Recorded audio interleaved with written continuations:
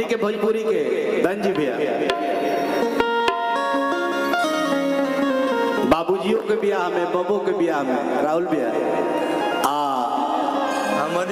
हमनियों के शादी ब्याह में, नवरात्र के बेला बाबा लोग भैया तो सीधे सीधे कहे के बा कि निमिया के डाढ़ी मैया आर लावेली झूलू हवा हो कि झूली रे झूली ना माई हो एक बार सीधे सीधे चाप की दोनों हाथ उठा के एक बार प्रेम से वंदी साचे दरबार की मैया मोरी गावेली गीतिया हो कि झूली रे झूली ना मैया मोरी गावेली गीतिया हो कि झूली हो झूली ना कि मैया मोरी गावेली गीतिया हो कि झूली रे झूली ना मैया मोरी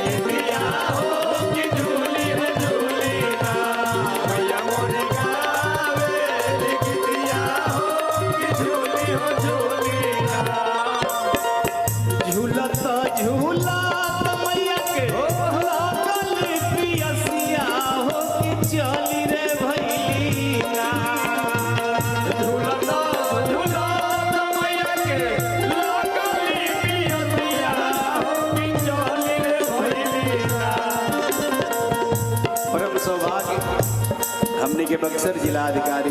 महोदय आपके आगमन हुए चरण बंदन बा आपके। हाँ जी झूलता झूला मैया के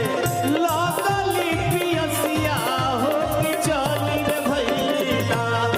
हो कि चली रे भैया मौला हो रिया आवास मैया चली रे भैया मौला हो रिया आवास मैया चली रे भैया मौला हो रिया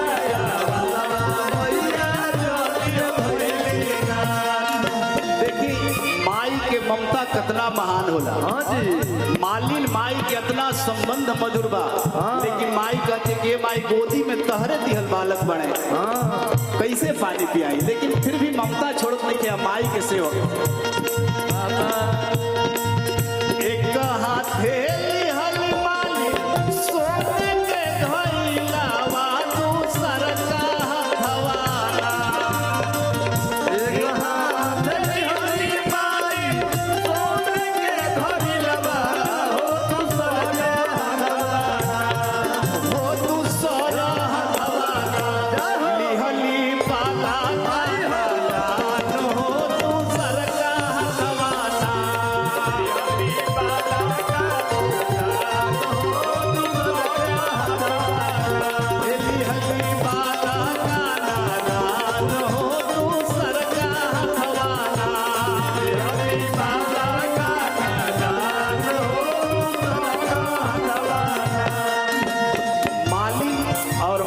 सवाल जवाब होता।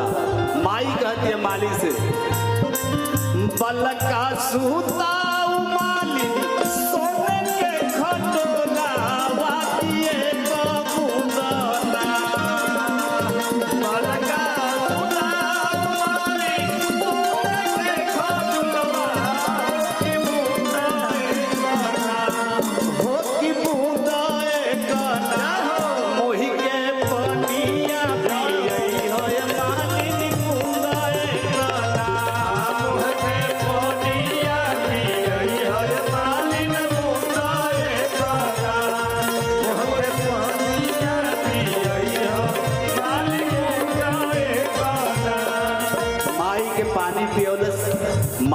माई प्रसन्न हो गई, आशीर्वाद कहते कि मांगा,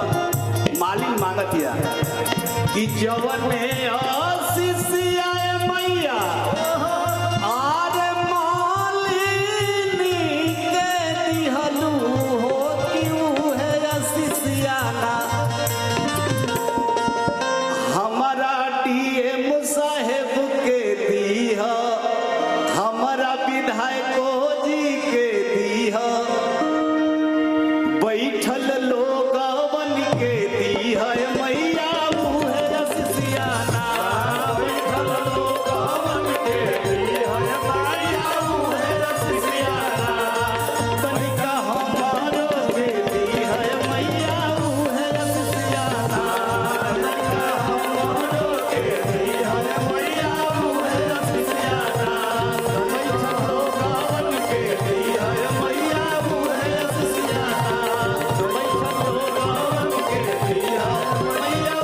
रसियाना क्या बात है। हम चाहब कि एगो छोटा सा जयकारी हमारा संग लग जाए। एक बार प्रेम से बोल दी साचे दरबार की